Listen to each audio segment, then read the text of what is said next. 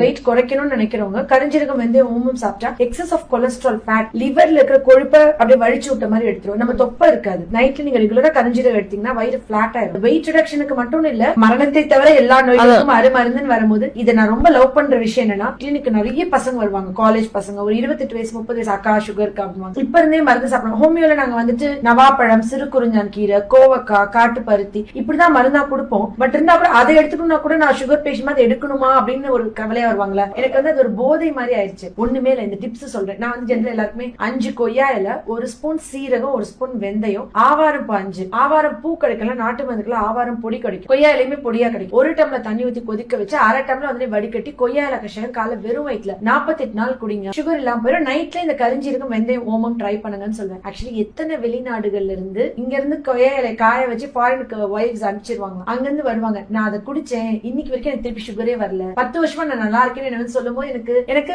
மருந்து கொடுத்து ஒரு வியாதியை குணம் பண்றதை விட நம்மளை சுத்தி இருக்கிற விஷயங்கள்ல நான் தீர்வு கொடுக்கறது ஏன் இவ்வளவு எனக்கு ஒரு விஷயமா இருக்குன்னா, ஏன் நம்மளை சுத்தி எல்லா வரங்களும் நம்ம கிட்ட இருக்கு. அறியாமை என்ற இருள் இருக்கு. இது நான் பண்ண நாளைக்கு என்னோட கொள்ளு பேரனுக்கு நான் இருக்குவேனான்னு தெரியாது. ஆனா இந்த டிப்ஸ் இருக்கும், இந்த வீடியோ இருக்கும், நம்ம பதிவு பண்ண இந்த விஷயங்கள் இருக்கும். அப்போ ஒரு தலைமுறையை காப்பாத்த எவ்வளவு பெரிய பொறுப்பு, எவ்வளவு ஒரு நல்ல விஷயம் நம்ம செஞ்சிருக்கோம். அந்த நிறைவு எதுலயுமே கிடைக்காதுல. இதாவது எனக்கு உண்மையா ஒரு போதை மாதிரி ஆயிடுச்சு. நான் டிப்ஸ் சொல்றேன், 48 days இதை பண்ணுங்க. காலை 1 hour walking, evening 1 hour walking. பூமிக்கு அடியில விளையிற கலங்கு வகைகளை பனங்கிழங்கு, முள்ளங்கி மட்டும் தான் சுகர் பேஷண்ட் சாப்பிடலாம், வேற சாப்பிட வேணாம். பூமிக்கு மேல விளையிற பழ வகைகளை ஆப்பிள், பப்பாளி, பலாப்பழம், கொய்யாக்கா, நவாப்பழம் நான் மருந்தா கொடுக்கறதுனால அதை சொல்ல மாட்டேன். பட் நவாப்பழம் தான் ப்ராப்பரா நாட்டு நவாப்பழம் சாப்பிடணும். அந்த ஹைபிரிட் சாப்பிட தொண்டை கரக்கரன் ஆகி உடனே சளி, இருமல், த்ரோட் இன்ஃபெக்ஷன் ஆகுது இல்லையா. சோ சாப்பிட கொஞ்சம் சுடுதண்ணி குடிக்க சொல்லணும். அப்ப நீங்க இது சாப்பிட்டுட்டு அந்த 48 நாள் கழிச்சு வாங்க. வரும்போதே எனக்கு ஒரு ஸ்வீட் பாக்ஸோட வருவாங்க. என்ன அக்கா சுகர் சுத்தமா குறைஞ்சிருச்சு, சுகரே இல்ல.